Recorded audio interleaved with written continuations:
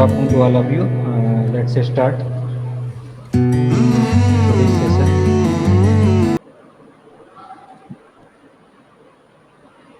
That is factor affecting design of control drug delivery system. We have already discussed about the physico-chemical properties of control drugs that affect the design of control release drug delivery system. Today we are discussing about the biological factors, in which first one is the absorption, second is the distribution, protein binding, elimination, half-life, therapeutic window, dose size, absorption window, dose dependent bioavailability, disease state, and margin of safety. Now come to one by one we will discuss here. First one is the absorption. Absorption efficiency differ throughout the GIT. Absorption की जो efficiency होती है throughout the GIT different होती है, अलग अलग होती है, एक जैसी नहीं होती है ना, which directly affect the extent of drug absorption from the site, है ना। तो जो कि डायरेक्टली अफेक्ट करती है कि कितने ड्रग एक्सटेंट में ड्रग का एब्जॉर्प्शन होगा। अलग अलग साइट पे जीआईटी में भी अलग अलग प्लेस पे अलग अलग ड्रग की एब्जॉर्प्शन एफिशिएंसी होती है ना, जिसके कारण ड्रग का एक्सटेंट डिफर हो जाता है, कहीं से ज़्यादा होता है एब्जॉर्प्शन, कहीं से कम होता है एब्जॉर्प्शन। उसको अपन एब्जॉर्प्शन साइट कहते हैं या एब्जॉर्प्शन विंडो कहते हैं। Most of the drug are poorly soluble and poorly permeable.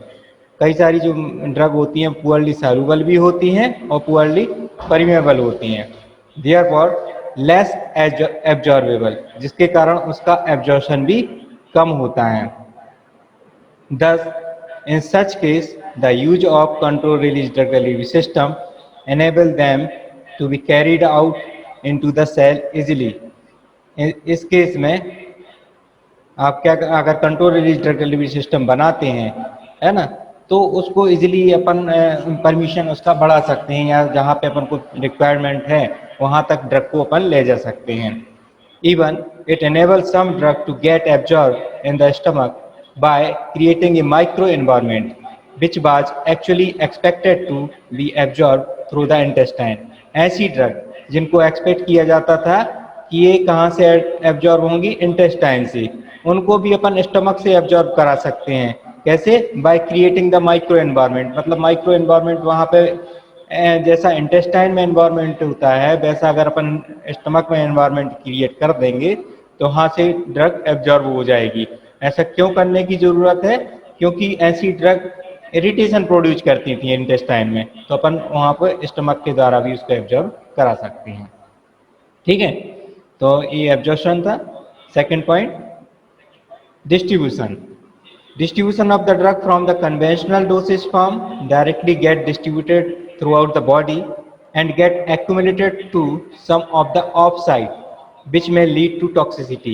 अगर अपन conventional dosage form की बात करें तो throughout the body एक जैसा डिस्ट्रीब्यूशन होगा ड्रग का, ठीक है, और कुछ जगह पर ऑफ साइट पे ड्रग का एक्यूमुलेशन होगा, ड्रग वहाँ पे इकट्ठी होगी जिसके कारण टॉक्सिसिटी जनरेट होगी।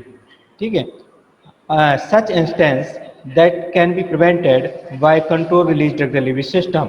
इस तरीके की जो घटनाएं हैं उनको अपन कैसे प्रिवेंट कर सकते हैं? Control release drug delivery system के द्वारा इनको प्रिवेंट कर सकते हैं, which can be site targeted and specific towards the disease condition area and thus preventing accumulation in other site.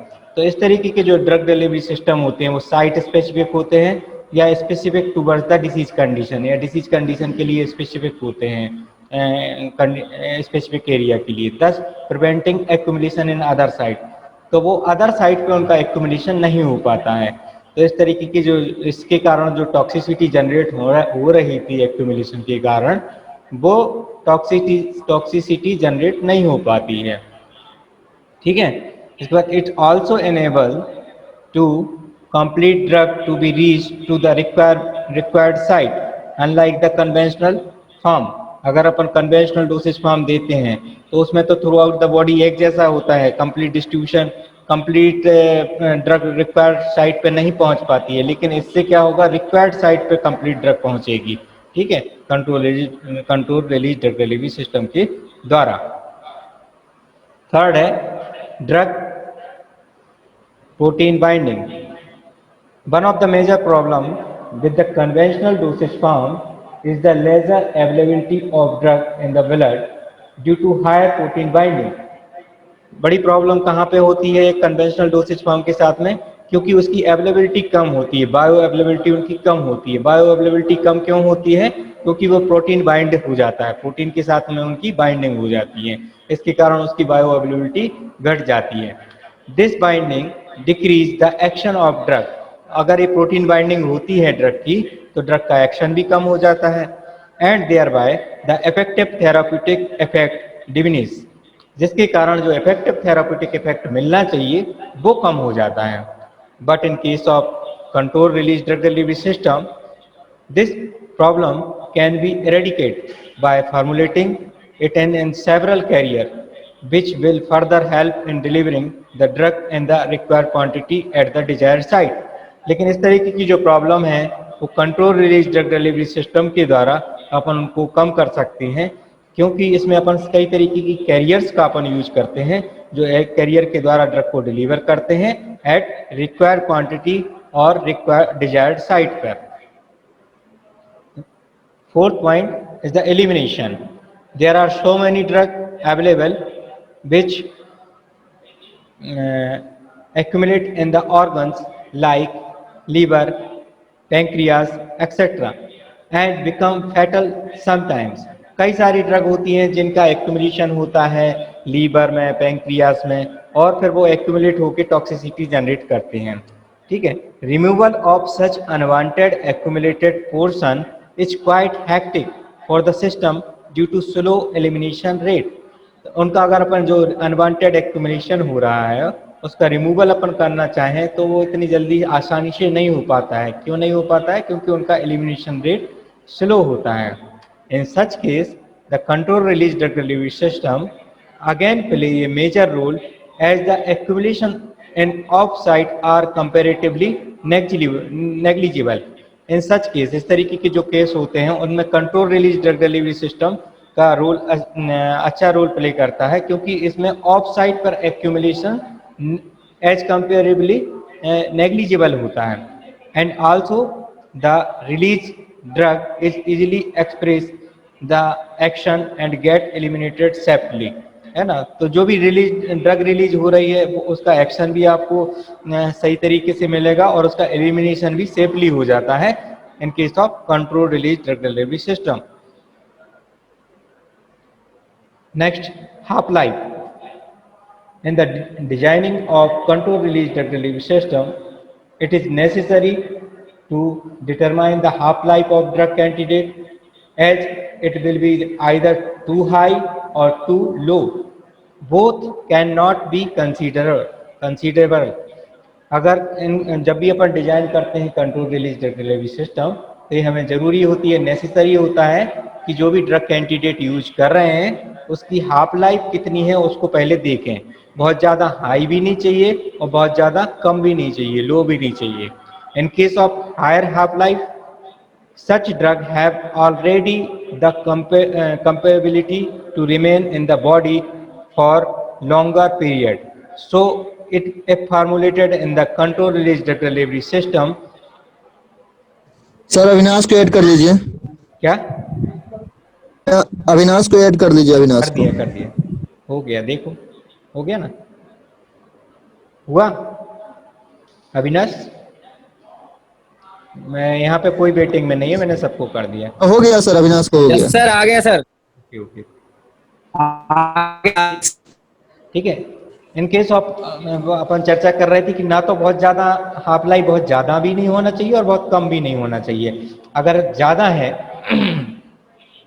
तब क्या होगा ये देखें अपन कि बहुत ज्यादा है in case of higher half life, तब क्या होगा कि अब हाफ लाइफ तो उसकी ऑलरेडी ज्यादा है, तो हाफ लाइफ ज्यादा होना मतलब उतना ज्यादा समय के लिए बॉडी में वो रेसिडेंस टाइम उसका बढ़ जाएगा। हाफ लाइफ ज्यादा है ना, तब ऑलरेडी ज्यादा हाफ लाइफ है तो उसको फिर control release drug delivery system बनाने की जरूरत नहीं है, क्योंकि उसके कारण उसका रेसिडेंस टाइम बढ़ता है control release drug delivery system के द्वारा। लेकिन ऑलरेडी हाफ लाइफ ज़्यादा है तो हमें control release drug delivery system बनाने की ज़रूरत ही नहीं है, ठीक है। और अगर अपन ने फिर भी बना दिया उसका, तब क्या होगा, अगर अपन so a formulated in control release drug delivery system then it will enhance the same property, उसकी सेम प्रॉपर्टी थी तो वो और बढ़ जाएगी और इट में लीड टू टॉक्सिसिटी, इसके कारण और टॉक्सिसिटी भी हो सकती है, ठीक है। thereby it is necessary to go for the drug which have a optimum half life, इसलिए जरूरी है कि ऐसी ड्रग को अपन यूज करें जिनकी हाफ लाइफ कैसी है, ऑप्टिमम है, ना बहुत ज़्यादा है हाई है और ना बहुत ज़्यादा लो है, ठीक है। लो होने के कारण भी क्या होगा कि उसकी लो है तो उसकी फ्रिक्वेंसी बहुत ज़्यादा हो जाएगी, फ्रिक्वेंसी ज़्यादा होने के कारण उसका डोज ज़्यादा हो जाएगा, है ना। तो वो बहुत ज़्यादा कम भी नहीं होना चाहिए और बहुत ज़्यादा हाई भी नहीं होना चाहिए, दोनों केस है हाफ लाइफ की। नेक्स्ट पॉइंट है इसमें therapeutic window. For drug with low therapeutic window directly affect the frequency of dosing and therapeutic effect which decrease fast. अगर लो थेराप्यूटिक विंडो है, थेराप्यूटिक विंडो भी अपन ने पढ़ा था बायोफार्मास्यूटिक्स में कि मिनिमम इफेक्टिव कंसंट्रेशन और मैक्सिमम सेफ कंसंट्रेशन के बीच की जो आपकी विंडो है वो कहलाती है थेराप्यूटिक विंडो, ठीक है। तो therapeutic window directly affect the frequency of dosing. अब थेराप्यूटिक विंडो किसको अफेक्ट करती है, फ्रिक्वेंसी ऑफ डोसिंग को एंड द थेराप्यूटिक इफेक्ट को भी।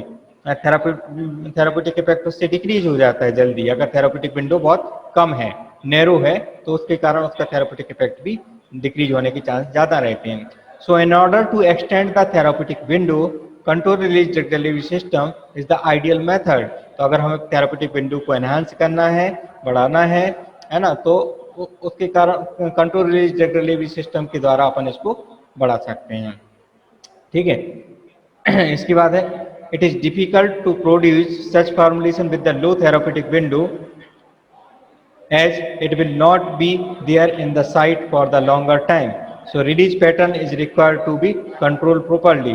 so अपन ये डिफिकल्ट होता है कि थेराप्यूटिक विंडो को अपन कम कर पाए, तो इसलिए जरूरी होता है कि उसके रिलीज पैटर्न पे अपन वर्क करें।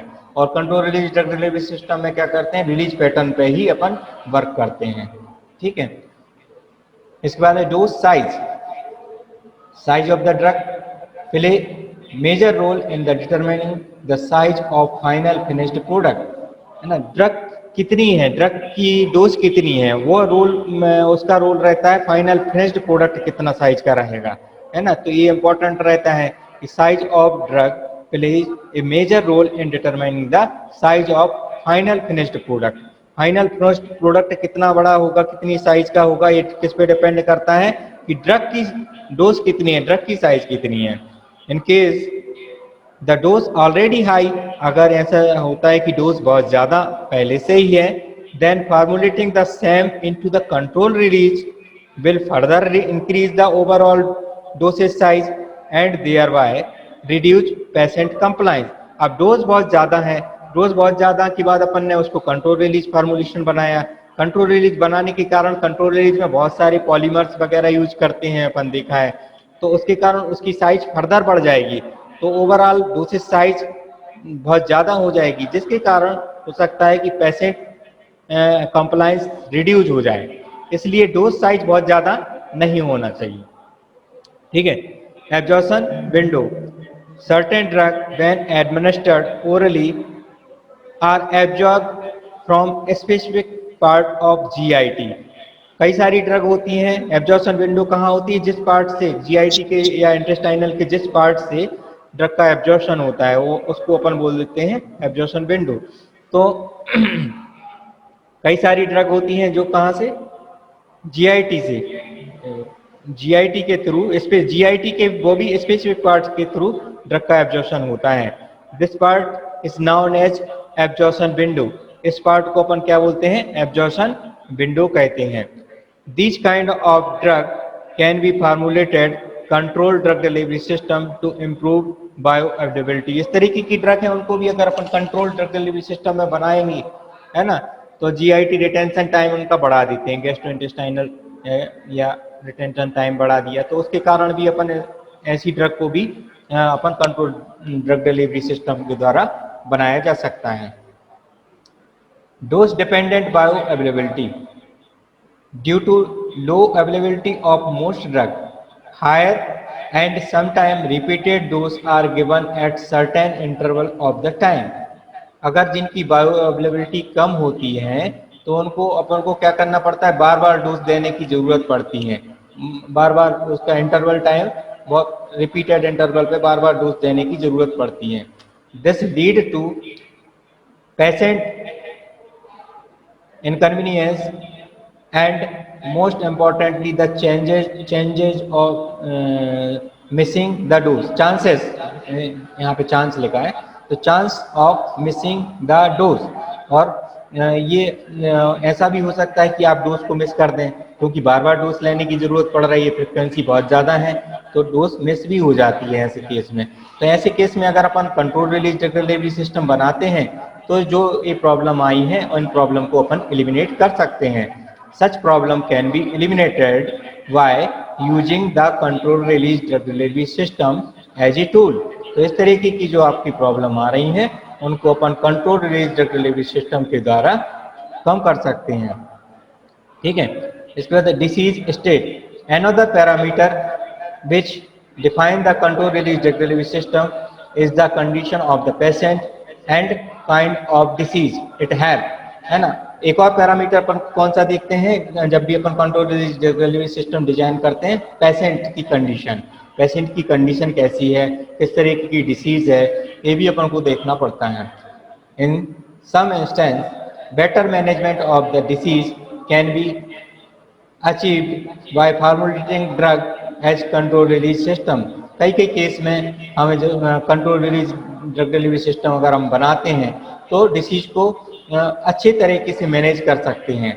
जैसे अपन प्रोलॉन्ग यूज करना है किसी ड्रग को, या क्रॉनिक डिसीज के लिए यूज कर रहे हैं, हाइपरटेंशन है, डायबिटीज है, अल्जाइमर है, तो इसमें लंबे समय तक ट्रीटमेंट चल रहा है, दिन में 4-4 अगर अपन देंगे कन्वेंशनल डोसेज फॉर्म तो हेक्टिक होगा उसके लिए, और दूसरी बात इसमें डोज मिसिंग के चांस भी रहेंगे। तो अगर अपन control release drug delivery system उसको देते हैं, बनाते हैं, तो दिन में अगर एक दे दिया उसको तो उसका रिलीज स्लो होता रहेगा और थेराप्यूटिक कंसंट्रेशन उसकी मेंटेन रहेगी लंबे समय तक के लिए। Last one is the margin of safety. Last one is the margin of safety. In conventional dosage form, the margin of safety is quite low as compared to controlled release drug delivery system due to accumulation at the off-site, less target specific protein binding. अब conventional dosage form में margin of safety कम क्यों होती है? क्योंकि वहाँ पे accumulation होता है off-site में, less target specific होती हैं और protein binding होती हैं, इसके कारण वो उनकी मार्जिन ऑफ सेफ्टी कम होती है। When it come to safety, again the major concern come to the elimination of polymer and the excipient used in the controlled release drug delivery system। अब जब हम सेफ्टी की बात कर रहे हैं तो यहाँ पे अपन को ये भी देखना पड़ता है कि इसमें अपन control release drug delivery system तो बना रहे हैं लेकिन में अपन इसमें पॉलीमर्स भी यूज कर रहा है, एक्सिपिएंट्स भी यूज कर रहे हैं, तो ये जो अपन अदर एक्सिपिएंट्स यूज कर रहे हैं, एडिटिव यूज कर रहे हैं, इनकी सेफ्टी की तरफ भी हमको देखना पड़ता है और इन ये जो यूज कर रहे हैं इनका एक्यूमुलेशन ना हो अदर साइड पे या अदर साइड इफेक्ट ना हो, वो भी हमको इसमें देखना पड़ता है मार्जिन ऑफ सेफ्टी में। The type of polymer used must be biodegradable. अब इसमें पॉलीमर यूज कर रहे हैं तो वो कौन सा पॉलीमर यूज कर रहे हैं, वो बायोडिग्रेडेबल होना चाहिए, है ना, so that the alternate effect of its metabolize and are less and without toxic effect। तो जो भी अपन यूज कर रहे हैं पॉलीमर्स यूज कर रहे हैं वो बायोडिग्रेडेबल होना चाहिए जिससे कोई उसका अल्टरनेटिव कोई इफेक्ट ना हो, मेटाबोलाइट का कोई इफेक्ट ना हो और उसकी कोई टॉक्सिक इफेक्ट ना हो। उसमें जो भी अपन यूज कर रहे हैं एक्सिपिएंट उनको भी अपन को देखना पड़ता है, तो ये मार्जिन ऑफ सेफ्टी में है कि ठीक है अपन एक रिलीज पैटर्न को तो इसमें कम कर रहे हैं लेकिन ऐसा ना हो कि रिलीज को अपन ने कम किया लेकिन उसके कोई साइड इफेक्ट बढ़ गए, तो ये भी हमको पॉइंट देखना पड़ता है control release drug delivery system में। or we will cover in the next lecture. Thank you for your attention. Stay safe and healthy.